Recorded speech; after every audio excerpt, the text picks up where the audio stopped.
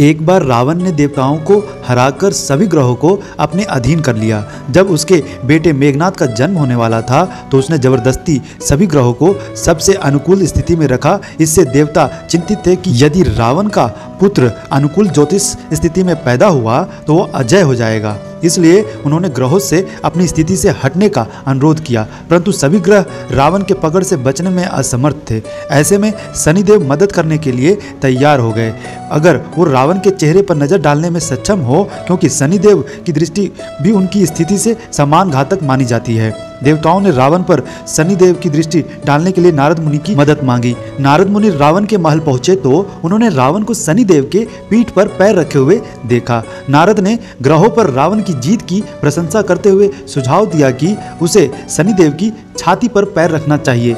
रावण नारद जी की बात मान गया और उसने तुरंत शनिदेव को पलटने को बोला। इस मौके का फायदा उठाते हुए शनिदेव ने रावण के चेहरे की ओर देखा और उस पर शनि दोष लग गया। शनिदेव को देखते ही रावण को नारद मुनि की चाल समझ आ गई और उसने क्रोधित होकर शनिदेव को कैद कर लिया। उसने उन्हें एक छोटी सी अंधेरी कोठरी में बंद कर दिया, जिससे वो किसी और पर अपनी बुरी दृष्टि न डाल सके। कई वर्षों बाद जब हनुमान जी माता सीता की खोज में लंका पहुंचे, उन्हें एक अंधेरी कोठरी से शनिदेव की पुकार सुनाई दी। जब शनिदेव ने हनुमान जी को पूरी कहानी सुनाई तो हनुमान जी ने जल्द ही उनकी मदद करने का वादा किया। लंका दहन के बाद हनुमान जी शनिदेव के पास गए और उन्हें कोठरी तोड़कर बाहर निकाल लिया। शनिदेव ने तब हनुमान जी को वरदान दिया कि वह कभी भी उनके भक्तों पर बुरी नजर नहीं डालेंगे।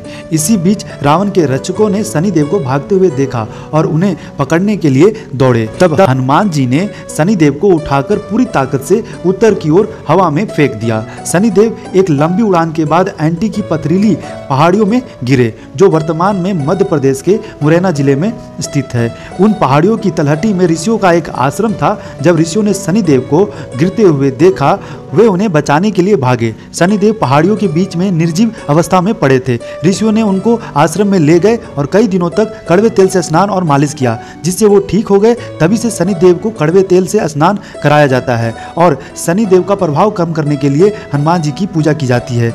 कहा जाता है कि शनिदेव आज भी वहां आते हैं और जहां वह गिरे थे वहां शनिदेव का एक मंदिर भी है।